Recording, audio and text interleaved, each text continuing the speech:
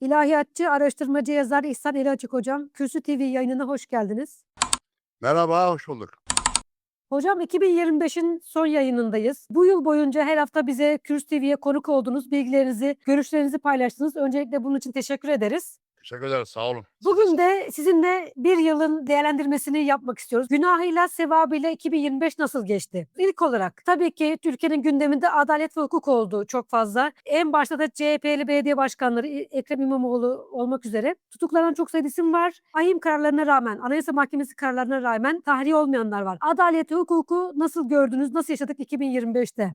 Evet, şimdi söylediğiniz 2 konu Türkiye'de adaletin hangi noktada olduğunu göstermesi bakımından iyi bir örnek. İşte mart ayından itibaren İstanbul Büyükşehir Belediyesi operasyonları başladı. Peş peşine dalgalar halinde geldi. 400'e yakın insanı kapsayan bir operasyona dönüştü. İnceleyip sık dokuyarak kılı kırk yararcasına nerede yolsuzluk yapılıyor, nerede açık var, nerede işler yürümüyor, nerede rüşvet dönüyor, güya bunları araştırma amacıyla bu işlere girdiklerini söylüyorlar ama manzaraya baktığımız zaman ne görüyorum derseniz ben şöyle görüyorum. Şimdi bu yakalananlar, itirafçılar, ifade verenlerin %80'i eski AK Partili. Bu benim çok dikkatimi çekiyor. İstanbul Büyükşehir Belediyesi ile rüşvet ve yolsuzluk, ihalede fesat işlerine karıştığı iddia edenlerin %70'i, neredeyse 80'i, hatta yani 10 kişiden 8'i eski AK Parti. İçlerinde CHP'li olanlar da var. Ama onların sayısı 10 kişide 2 kişi falan. Bu enteresan bir durum. Dolayısıyla aslında bakarsanız buna bir tamamen CHP'lilere yönelik bir, safi CHP'lilere yönelik bir operasyon da demek biraz mümkün görünmüyor. Çünkü CHP'li insan sayısı yakalananlar arasında köklerine doğru indiğiniz zaman diğerlerine nazaran az. Ama hiç yok da değil. Onlar da var ama az. Bu dikkat çekicidir. İkincisi, Ekrem İmamoğlu etrafında, işte Ekrem İmamoğlu suç örgütü diyerekten bir operasyon yaptılar. Ya bütün bir CHP değil de CHP'nin içinde bir Ekrem İmamoğlu bir örgüt kurulduğunu, İstanbul Büyükşehir Belediyesi'nin imkanlarını kullanarak CHP'yi ele geçirdiği ve CHP'yi ele geçirdikten sonra imkanları, fırsatları genişleterek daha da fazla rüşvet ve yolsuzluk paraları biriktirerek Cumhurbaşkanlığını da ele geçirmeye hazırlandığı iddia ediliyor. Yani masumane iddia bu. Yani biz burada adaleti sağlamaya çalışıyoruz. Adaletin tecellisi için uğraşıyoruz diyorlar. Ama bunlar pek inandırıcı değil. İnandırıcı olması için benim görüşüme göre, yani saf adaletin tecelli etmesi için aynı operasyonların hiç şaşmadan AK Partili belediyelere de şu ana kadar adı yolsuzluğa, rüşvete, kara para aklamaya, paraları sıfırlamaya bulaşmış olan kişilere ve kurumlara da yapılması lazım. Eğer bunları da yaparlarsa o zaman bunun adaleti tecelli ettirme çabası olduğuna inanabiliriz.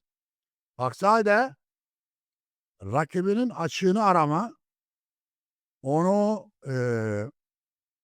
hiç istemediği bir zamanda yakalama, onun açığından yola giderek onu tasfiye etme, saf dışı bırakma gibi amaçlar olduğuna hükmolunur. Ve insanlar böyle düşünür. Yani basit bir şekilde sokaktaki kahvede oturan adama sorsanız, ya kardeşim kendi partinin belediyelerine niye yapmıyorsun? Öyle göstermelik bir iki ilçe AK Parti belediyesini de içeri alıp, bakın kendimize de yapıyoruz. Bu değil, bizim kastettiğimiz bu değil. Yani bu ülkede ben her cuma 3 tane tweet gönderiyorum her cuma. Yani o 10 yıldır, 11 yıl oldu. Hiç çalışmadan her cuma gönderiyorum. Bazen atladığım oluyor ama sürekli gönderiyorum. Onlardan birisine insanlar kendi kulaklarıyla "Oğlum paraları sıfırla" diye bir cümle duydu.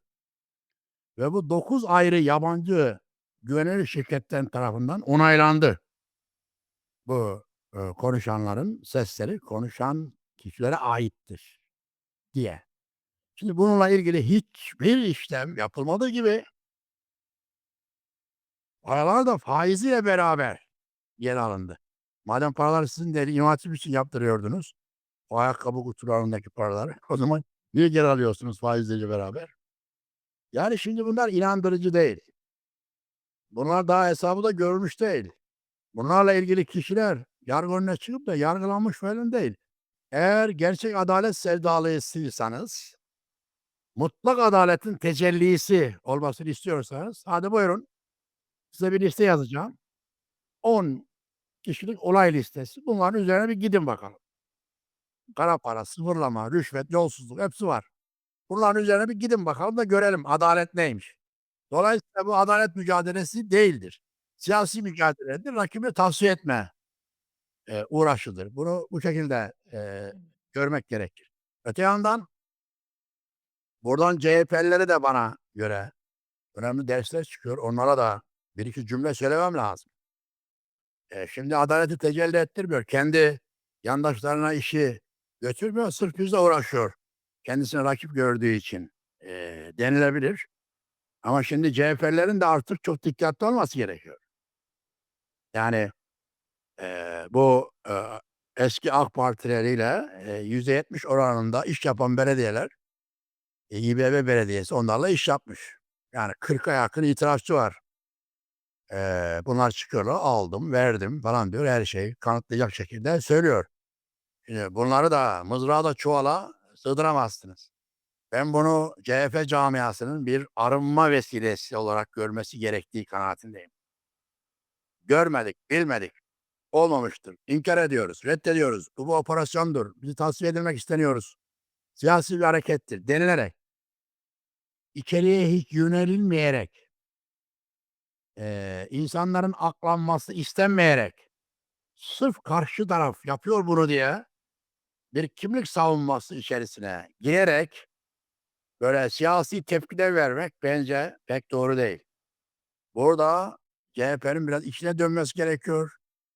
Tek başına iktidar, gelecek yıllarda Türkiye'nin gidişatı, toplumsal kader, eee, ilahi kader demeyelim de toplumsal kader muhtemel bir CHP iktidarına doğru Türkiye akıyor. Şimdi bu olmadan önce hiç olmazsa bunu vesile kılarak bir arınalım demeleri gerekiyor. Bunu bir arınma vesilesi olarak görmeleri gerekiyor. Aksi hâlde onlar da bunu boşa geçirmiş olurlar. Evet. Keza Selahattin Demirtaş ve Gezi, sanıkları, eee, ve, içeride bulunan, Osman Kavala gibi, artık, kanaya kanaya yara bağlamış, yara tekrar kanatılmış, tekrar yaradan kanlar akıtılmış, kanırtılmış tabiri caizse olaylardır bunlar. Çoktan bunların bırakılması gerekiyordu. 2025 yılında, tahliye olmuş olmaları gerekiyordu. Çok haksız bir şekilde, Avrupa İnsan Hakları kararlarına rağmen, 3 defa üst üstüne hak ihlali var, bırakılmaları gerekir, tahliye edilmesi gerekir diye özellikle Selahattin Demirtaş'la ilgili yine de bırakılmadı. Bu, bunlar yani Osman Kavala, Selahattin Demirtaş ve Gezi sanıklarına acımasızca davranılması, bırakılmaması bir türlü, toplumsal vicdanı iyice kanatmıştır. Yaralar açmıştır. Artık AK Partililer buna utanarak bu konularda boyunlarını yere eğmektedirler ve hiç kimse "Canım onlar da hak etti, yatıyor." falan diyecek kimse kalmadı. Yani bunun hiç olmazsa 26 yılında hiç gecikmeden derhal serbest bırakmaları gerekiyor. Evet. Evet. Hocam, daha sorularımız epey var. Bu adalet konusu çok geniş bir konuydu ve 2026-25'in en, kanayan yarasıydı. İkinci konuya geçmek istiyorum. Burada da 2025 çözüm süreciyle başlamıştı Devlet Bahçeli'nin liderliğinde. Temmuz ayında da PKK sembolik olarak silah bıraktı. Siz 2025 yılın sonunda bu çözüm sürecinin istenilen, beklenilen, yolda gittiğini mi görüyorsunuz yoksa sizi tatmin ediyor mu? Ne bekliyorsunuz 2026'da? Şimdi bu çözüm süreci genel hatlarıyla desteklenmesi gerekiyor. Biz de destekledik zaten. Eee, Devlet Bahçeli'nin çağrıları şaşırtıcı olmakla beraber yerinde çağrılardır. Örgütün silah bırakması yine, şaşırtıcı olmakla beraber yerindedir. Bunlar, olması gereken şeyler. Bunlar Türkiye'nin önünü açacak, insanları rahatlatacak ve, yeni evreler ve dönemler başlatacak. Bana göre büyük çağrılar ve olaylar oldu 2005 yılında. Ben ETA ile ilgili, İRA ile ilgili bir sürü kitap okudum, belgesel izledim, film izledim bunlarla ilgili. Orada nasıl oluyor, oralarda bu işler nasıl olmuş diye. Türkiye böylesi bir durumu hiç hak etmiyor. Mesela ETA'da, onların uzun süre ta 68'li yıllarda başlamışlar. PKK 84'te başlamıştı. Yani 50 yılı aşan bir sürede 2011'de kısmi olarak 2017'de de resmen silahlara veda ettiler. Bas bölgesi İspanya'nın, oranın kurtuluşu için savunan ve kendilerini İspanyol halklardan birisi ama onların da farklı gören, ayrı bir dilleri olan, işte en büyük şehri Bilbao olan, bir bölge. Onlar büyük oranda bu sorunu çözdüler. Ana dil konusu, kimliğin tanınması, statü konuları, bunların hepsini, çözdüler ve silahlara veda ettiler. Bu olaylar sırasında da, baktığımızda 900 kişi ölüyor. Yani o 30, 40 yıl, 50 yılı aşkın bir sürede 900 kişinin ölümünden sorumlu tutuluyor ETA. Şimdi burada ise neredeyse 40.000 kişi var. Yani İRA'dan da fazla, ETA'dan da fazla. Dünyadaki bütün böyle kurtuluşçu hareketlerin, bölgesel, bir halkın kurtuluşu için mücadele ettiğini iddia eden hareketlerin içerisinde en fazla ölüm, en fazla kan burada var. Şimdi onlar büyük oranda bunları çözmüşken biz hala burada debelenip duruyoruz. Bu kadar ölümün üzerine bunun çoktan bir tecrübeden geçirilerek adımlar atılması, bitirilmiş olması, en azından bir ETA düzeyinde, Irak gibi falan bir noktaya gelinmiş olması gerekiyor idi. Ben burada siyasetçileri suçluyorum. Çünkü siyasetçiler bu işlere, oy kaybederiz kaygısıyla yaklaşıyorlar. Bir daha seçilemem bunu yaparsam kaygısıyla yaklaşıyorlar ve, sorunun kaynağına inemiyorlar. Mesela diyelim bu son, barış süreciyle ilgili olarak, çekinceli davranan, acaba bir daha seçilememem veya milletin bana tepki göstermesi, teröristi affetti, onlarla görüşmeye başlattı, PKK'yı muhatap aldı filan filan diye böyle büyük tartışmalar ve eleştiriler oluyor. Eee, Bundan etkilenerek bu işe yavaş, yaklaşan, eee, ve çekince koyarak, mesafe koyarak, ortalıkta fazla görünmeyerek, Bahçeli kadar hevesli ve atılgan olmayarak duran bir cumhurbaşkanı var. Aaa, Onun yüzünden biraz gecikmeler olduğu kanaatindeyim. Tam rayına oturmuyor. Oysa bence şöyle düşünmesi gerekir: "Ya, zaten ben 25 sene memlekette cumhurbaşkanlığı yapmışım. Yani 25 sene yarım çeyrek asır demektir. Her kula nasip olmaz 25 sene bir ülkenin başında başbakan veya cumhurbaşkanı olarak bulunmak. Bu 25 sene süre içerisinde zaten sağlık durumu da artık el vermiyor. Yürürken bile sağa sola dayanarak yürümeye başlıyor. Ben artık bu ülkeye vereceğimi verdim. Bütün vüsatımı kullanarak yapacağım bütün hayallerimi döktüm ortaya. Geriye bir mesele kaydı. Onunla taşlandırarak bu işi bitireyim demesi lazım ve bu Kürt meselesine derinden, korkusuzca, cesurca dalarak bu işi ben çözeceğim ve 25 yıllık süreci bununla taşlandıracağım. Bunun sonucunu da isterseniz beni iktidardan düşürün. Buna vesile oldun, bu sorunu çözdün diye isterseniz gelecek seçimlerde bana %0,1 oy verirseniz de bu iş bitecek demesi gerekiyor. Onun geldiği nokta bana göre bu. Ama bunu demesi mümkün görünmüyor. Çünkü sonuçta o da bir siyasetçidir. Hesapları var, kitapları var, angajmanları var, girdiği olaylar var, yürüttüğü rant projeleri var. Bunları ölünceye kadar terk edememe durumu var. Oraya bağlanmış kalmış. İşte kendi yerine oğlunu geçirerek bir dönem daha cumhurbaşkanı ölünceye kadar devam edip sonra da oğluna devretmeyi diye ve tipik bir Osmanlı padişahı kafasında ve ben bunun Kürt sorununu çözmede bir engel olarak görüyorum. En büyük engel bu bence. Şu anda diretiyor yani. Girmiyor. Topa girmiyor. Bahçeli'nin biri bile değil. Yani Bahçeli gibi birisi, MHP gibi birisi konuşmaları çok şaşırtıcı. Yani bunu niye yapıyor? O da ayrı bir tartışma konusu. Ya bir yerden görevli mi? Kafayı mı yedi? Kabus mu görüyor? Bunadı mı? Ya gerçekten bir memleket evladı mı? Yani bitireceğim kardeşim bunu. Yoksa biz yapmazsak bunu İsrail ve Amerika orada ayrı bir Kürdistan kuracak. Onlar bunu kuracağına biz birlikte Kürtlerle, Türklerle anlaşalım, beraber yaşayalım. Bu sorunu bitirelim mi diyor yoksa? Yani burada bir muamma var bana göre. Ama çıkışlarını gayet şaşırtıcı, cesur buluyorum ve olması gerekenin de bu olduğu kanaatindeyim. Son zamanlarda mesela onu da bir kısaca değineyim. Bunun ardına Abdullah Öcalan bir açıklama yaptı. Barış sürecinin sonunda, yılın sonunda işte.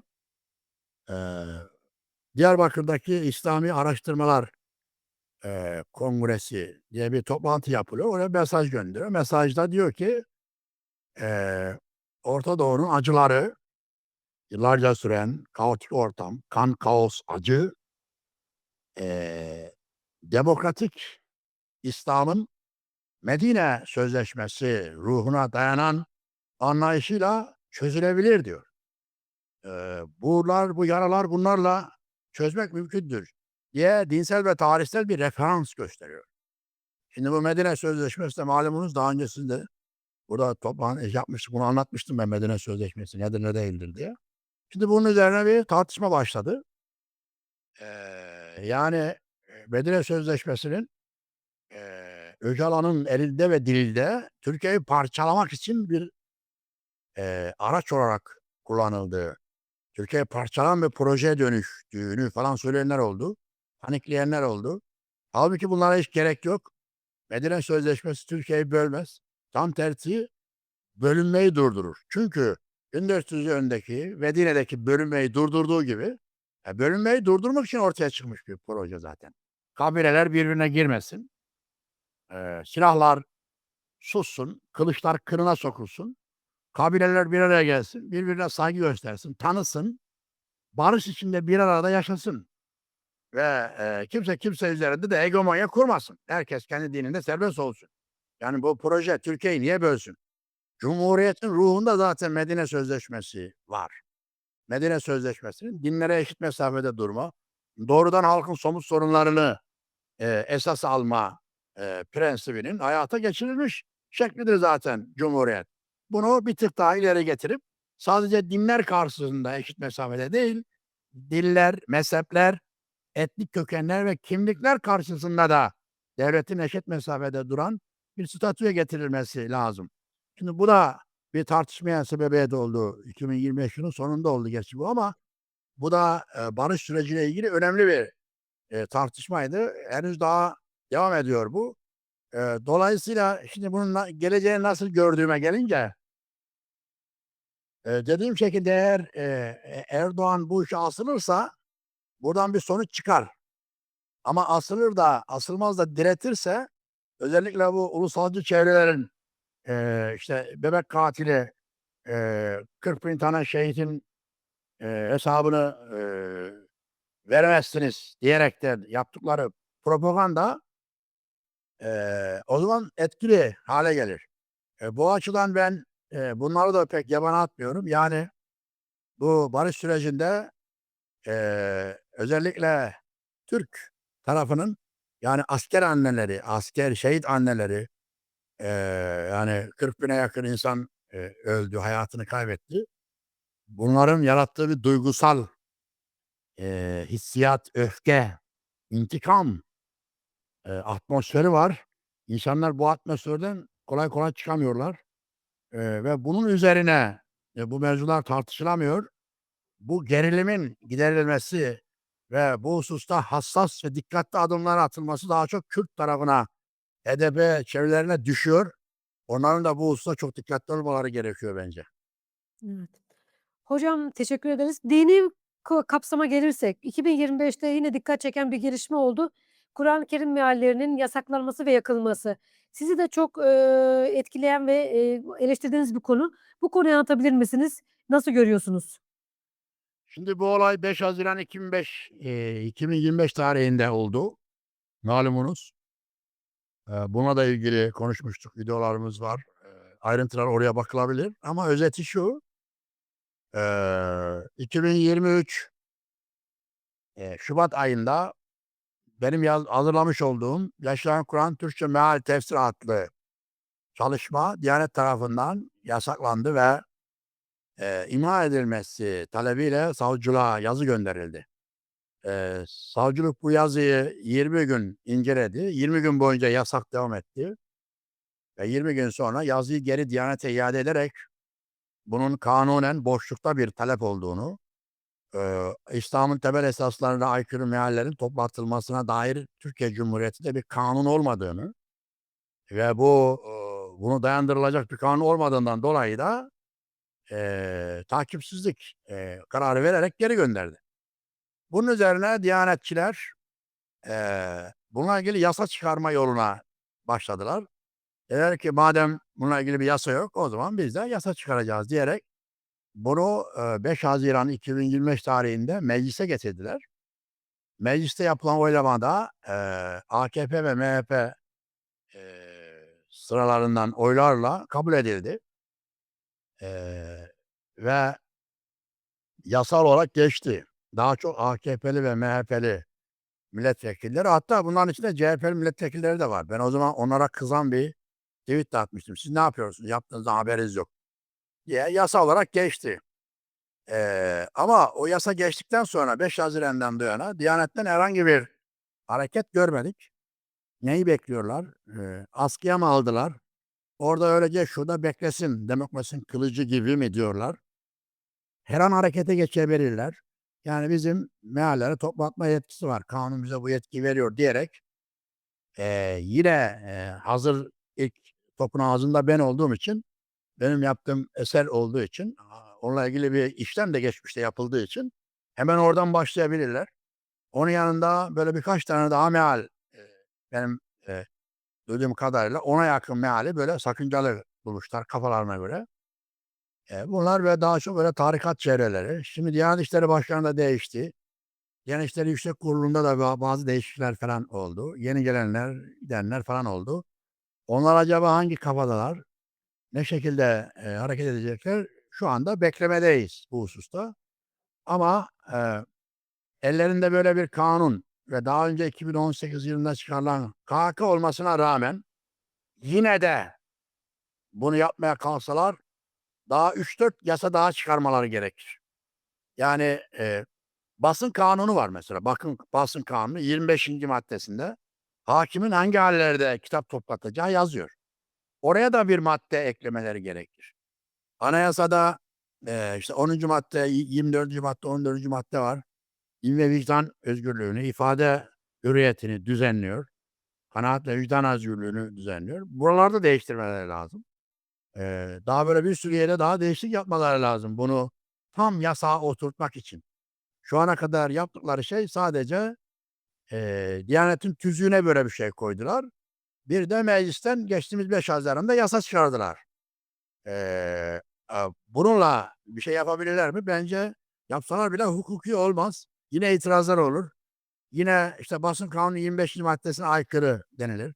Anayasanın ilgili maddelerine zaten direkt aykırı. Çünkü ifade özgürlüğünü ortadan kaldırıyor. Ayrımcılık ilkesine ters mesela. Beni sapkın ilan ediyor. 82 tane meal var. Niye diğerleri sapkın olmuyor da benim mealim sapkın oluyor? Niye? Ben ayrımcılığa uğramama hakkına sahibim. Direkt ayrımcılık yapıyor. Dışlıyor, sapkın ilan ediyor. Dini görüşlere ve dini dünyanın akışına müdahale ediyor. Ya bu kafayla giderse, bunu çok söyledim. Bir dini diktatörlüğe bu dönüşür. Aslında dönüştü. Yasanın çıkmasıyla beraber fiilen şu anda Türkiye'de bir dini diktatörlük var. Ama biraz eee, bekletiyorlar böyle direkt tepki çeker diye mi çekiniyorlar veya zamanını mı kolluyorlar veya artık işin sonuna geldiler. Kadrolar değişti. Onlar da mı yoruldu? Orasını zamanla göreceğiz. Evet. Evet. Hocam bahsettiniz kısaca burada, yine tekrar sormak istiyorum. 2025 eylül ayında Diyanet İşleri Başkanı değişti. Ali Erbaş gitti, yeni Safi Erpaguç geldi. Siz yeni bu değişikliği nasıl buldunuz? Nasıl gidiyor? Gözleminiz nedir? Şu anda yeni Diyanet İşleri Başkanı'nın, eski Diyanet İşleri Başkanı'nın, kırdığı potlar, yaptığı yanlışlara düşmeme, fazla ortada görünmeme, öyle Cumhurbaşkanı etrafında falan da dolanmama gibi daha, içe çekilen, daha sessiz, işiyle gücüyle uğraşır bir görüntü veriyor. Şu ana kadar herhangi bir vukuatına da şahit olmadık. Yani bir enteresan bir çıkış, bir laf mesela, sürekli Ali Erbaş böyle tuhaf tuhaf laflar ediyordu. Mesela elinde kılıçla kalktı Ali Erbaş'ın, zihinlere kazınan karesi, kılıçla Ayasofya'da hutbe okudu. Yani korkunç bir şeydi. Yani bunu hangi kafayla yaptı? İşte savaşla ele geçirilen beldelerde kılıçla hutbe verilir. Emevi Osmanlı, Abbasi, imparatorluk eee fıkhı bu. Öyle bir kılıçla fethetme diye bir şey yok. Ha, diyelim olmuş, geçmiş, gitmiş. Ya insan eline bir çiçek alır çıkar. Bir mesaj verir. Yani onu da bir düşünemiyorsun. İnsanlar zaten öfkeli, zaten korkuyorlar. Zaten kılıçtan kaçıyorlar. Zaten sana kan dökücü olarak biliyorlar. Yani korkunç bir şey yaptı yani. Şimdi, öyle şeyler yeni Diyanet İşleri Başkanı'ndan böyle, tuhaf vukuatlar şu ana kadar pek duymadım ben. Bu şekilde, umarım devam eder. Ve Diyanet'in tüzüğünde ne yapacağı yazılıyor zaten.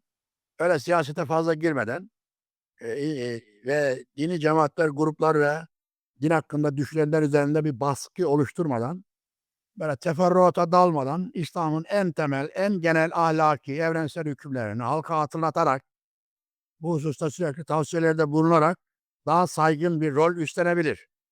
Umarım bu çizgide devam eder. Hocam yine, kısaca, 2025'te Papa'nın Türkiye ziyareti gündem oldu. Bayağı bir, dikkat çekti. İlk ziyaretini de Türkiye'ye yaptı.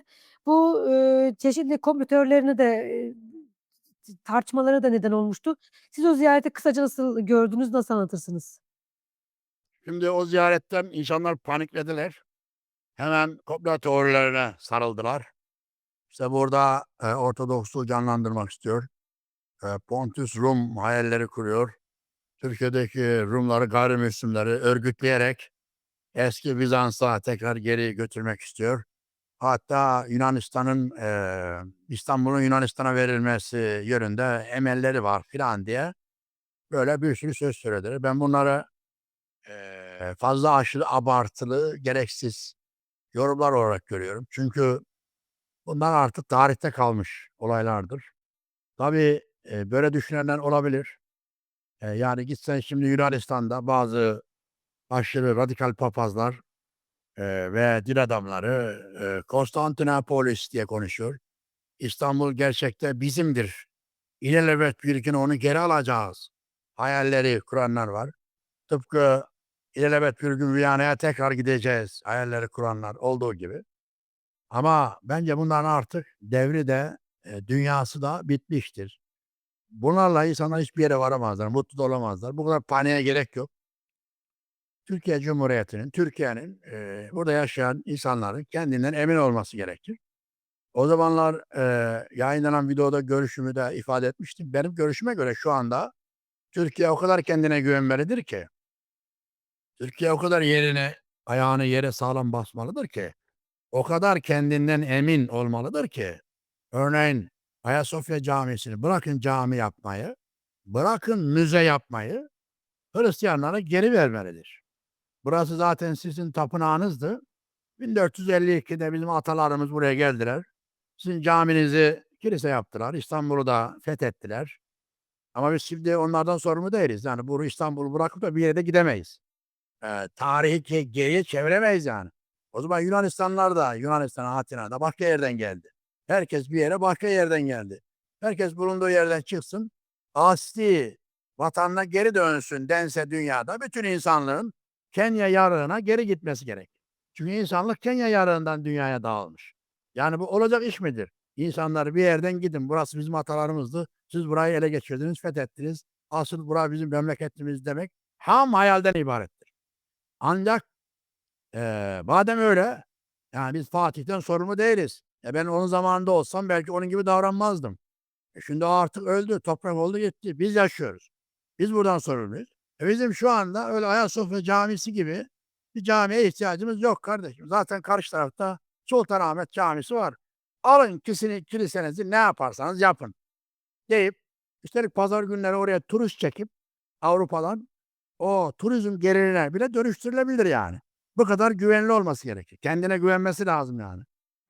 İnsanlar da cuma namazı gitmek istiyorsa gitsin karşı taraftaki Sultanahmet Camisi'ne. Tam karşısında zaten inadına yapılmış gibi. İkisi de israf bana göre. Ama şimdi mimari değeri var. Artık bir şey diyemeyiz. Tarih değeri olan binalar bunlar. Orada gitsinler cuma namazı kılsınlar ve Ayasofya'nın etrafında 60 tane daha cami, mescit var. Zaten buralar Türkiye'de 110.000 cami ve mescit var. Camilerde bir saf bile olmuyor. Cuma namazında biraz kalabalık olur. Vakit namazları tümden Avrupa'daki kiliseler gibi boş geçiyor yani. Yani camilerin, kiliselerin, dini hayatın sanki devri dolmuş gibi nostaljik kurumlar, tarihsel kurumlar gibi müzeye dönüşmesi gereken kurumlar gibi görünüyor zaten. Avrupa'da ben hangi kiliseye gittiğimde bomboş. Türkiye'de hangi camia herhangi bir ikindi vaktinde, akşam vaktinde gidin ya bir saftır ya 3-5 kişidir yani. Yani koskoca İstanbul'da, milyonluk İstanbul'da sadece cuma namazlarında biraz kalabalık toplanıyor. Haftada bir gün o biraz akıyor. Onun dışında zaten böyle şeyler olmuyor. Dolayısıyla Papa'nın gelişi üzerine de bunları ben zaten bir şekilde ifade etmiştim ve bu şekilde özetlemiş olayım. Evet.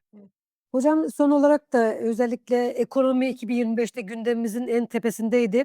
Asgari ücretler tartışıldı, emekli maaşları tartışıldı. Gelinen noktada 2026'ya girerken siz ekonomik durumu nasıl görüyorsunuz? Bu maaşlar sizde ne ifade ediyor acaba? Şimdi ben bir tweet yazmıştım. Oradaki eee, görüşteyim ama o tweetimden dolayı da savcılığa gidip ifade vermiştim. Ve verdiğim ifadede savcı ya bunda bir şey yok demişti. Görüşünü açıklamış demişti. Yolda gidiyordum. Bir kasapta et 750 lira diye gördüm. Yani eti 750 lira oldu. Şimdi daha da arttı. Eee asgari ücretin açlık sınırının bile altında kaldığı 29.500 lira asgari ücret 28.000 lira yani 28.000 küsür. Asgari ücreti geçen sene hiç olmazsa Cumhurbaşkanı müdahale ederek hafiften asgari ücretin üstüne çıkarmıştı. Bu sene ona bile gerek duymadı. Ben bekliyordum. Asgari ücretin işte 29.500'e 29.750 yapsa mesela ne olmuş oluyor? Asgari ücreti açlık sınırının altında tutmayan lider olarak böyle gazeteciler falan onu öveceklerdi ama onu da yapmadı. Asgari ücretin altında kaldı. Zaten yoksulluk sınırı 98.000 lira. Asgari ücret 29.500 lira. Ve şu andaki belirlenen şey açlık sınırı 29.500 lira. Belirlenen ücret 28.000 lira. Şimdi ne oldu? Yani açlık sınırının altında ve insanlar korkunç bir alım zayıflığı, alım düşüşü içerisindeler ve bana göre bir patlama öncesi sessizlik görüyorum. Bu hayra alamet değil. Yani asgari ücret 28.000 lira, kimsede tık yok. İnsanlar pazara gidemiyor, dışarı çıkamıyor, kirasını ödeyemiyor. Kiralar almış başını gitmiş ve Türkiye'nin kaynakları, vergileri belli başlı kişilere akıyor. Onlar hiç yoksulluk bile hissetmiyorlar. Yapılan araştırmalarda Türkiye'nin gelirinin %80'i %20'ye gidiyor. %80'i bir gayri safi milli hasılanın %80'i %20 bin kişiye gidiyor. Onların içerisinde elitler var. İktidar elitleri alabildiğine rahat, müreffeh yaşıyor. Bu açlığı, yoksulluğu hissetmiyorlar bile. Ne oluyor, açlık mı var? Pahalılık mı var? Ne oluyor aşağıda diye yukarıdan bakıyorlar. Bu hayra alamet değil ve bu sessizlik, bu içe akan kan gibi yani beyin kanaması, bazı beyin kanamalarında geçiren travmalarda kan içeri akar. Dışarıdan bir şey hissetmesi ve kişiyi çok çabuk öldürür. Bence şu anda toplumun kanı içine akıyor. Dışarıdan pek belli etmiyor. Birçok kimse ölüyor, iflas ediyor, intihar ediyor. Bunlar haber bile olmuyor. Haber olmasını bile istemiyorlar. Ben bu gidişat iyi görmüyorum. Bu büyük bir patlama öncesi sessizliği andırıyor. Çünkü genelde böyledir. Mesela gezi olayları olduğunda 25-28 Haziran'da başladı. Eee, 1 Mayıs'ta. Haziran'da başladı. 28 Mayıs'ta, 26 Mayıs'ta hiç kimse böyle bir şey olacağını tahmin etmiyordu. Biz de 25-26 Mayıs'larda oraya gitmiştik. Yani böyle bir iki gösteri olur. 300-500 kişi katılır. Basın toplantısı yapılır. İşte burada ağaçları sökmeyin falan diye. Dağılır gideriz diye oraya gitmiştik. Daha önce de işte sinemanın yıkılışı, kültür sanat kurumlarının yıkılışı, emek sinemasının yıkılışı falanla ilgili de gidip oradaki basın toplantısına destek vermiştik. Mesela ben öyle bir şey olacağını zannediyordum. Bir de baktık ki kimsenin beklemediği, planlamadığı bir şekilde Türkiye Cumhuriyeti tarihinin en büyük ayaklanmasına dönüştü ve 83'ün 82'sinde halk sokaklara döküldü. Kayıtlara göre yani 5 milyonun içinde insan 3 günde sokağa döküldü ve patlama oldu yani. Birdenbire oldu. Şimdi Türkiye'de ahalinin böyle bir huyu var. Ya ne oluyor? En şeye bile ses çıkarmıyorlar denilen bir yerde, olmadık bir yerden, hiç tahmin edilmeyen bir noktadan onu vesile kılarak insanlar patlayabilir. Bu asgari ücrete bir çözüm bulunması gerekir. Bu kadar insanların gururuyla, onuruyla, ekmeğiyle, nasıl olsa bunlar hiçbir şey yapmazlar. Vururuz eline ekmeğini alırız. Devletimiz böyle mi uygun görmüş? Biz de boynumuzu bükeriz. Açlığımıza, yokluğumuza sabrederiz derler diyerek yukarıdan yani bu halk zaten böyle diyerek düşünenler var. Bence çok yanılıyor olabilirler. Bu nedenle 2026 yılına bu açıdan bakıldığında hiç de iyi girmiyoruz. Yani ekonomik açıdan 2026 yılının önemli olaylara gebe gibi görünüyor. Evet. Hocam, sorulara teşekkür ediyoruz, cevap verdiniz. Ama genel olarak hep böyle bir karamsar hava oldu. Biz günahı ve sevabı dedik ama bayağı bir günah konuştuk sanki. Bu yılda, geçen yılda sizi mutlu eden, sevindiğiniz bir olay oldu mu acaba? Ben merak ettim. Nasıl geçti 2025? 2026'dan ne bekliyorsunuz? Takipçilere neler tavsiye edersiniz? Ya şimdi Türkiye'de ki gidişata bakıp da bana göre karamsar olmak mümkün değil. Yani bir insan bence bu gidişata bakarak karamsar olmuyorsa o zaman toz pembe hayal dünyasında yaşıyor demektir. Ama bütün bunlara rağmen dediğim gibi ben Türkiye'deki halkın irfanına güvenirim. Ne zaman harekete geçireceğini kestiremiyorum. Orayı tutturamıyorum yani. Yoksa bir vesile edip kendini gösteriyor. Yani önüne sandık geldiği zaman mı veya bir çocuk öldürüldüğü zaman mı veya bir işçi kendini yaktığı zaman mı veya bir kadın cinayeti işlendiği zaman mı veya cebinde parasıyla bir babanın evine ekmek götüremediği için kapısında kafasına sıktığını gördüğü zaman mı? Ne zaman olacağını kestiremiyorum. Eee, Çünkü Gezi'de kestiremedik. O nedenle bu açıdan şaşırtıcı bir bekleyiş söz konusu. Ama bu umutların tamdan tükendiği, bu halktan artık daha bir şey çıkmayacağı anlamına gelmiyor. Bunu anlatmaya çalışıyorum. Benim geçen yıllarda sevindirici olay yurt içinde değil, yurt dışında meydana geldi. New York'ta meydana geldi. Mamdani'nin New York'ta belediye başkanı seçilmesine ben çok sevindim. Acayip umutlandım. Dünyanın geleceğine dair umutlarım arttı. Çünkü Mamdani, Netanyahu New York'a gelirse tutuklatacağım dedi. Henüz daha görevine de başlamadı. 1 Ocak'ta başlıyor.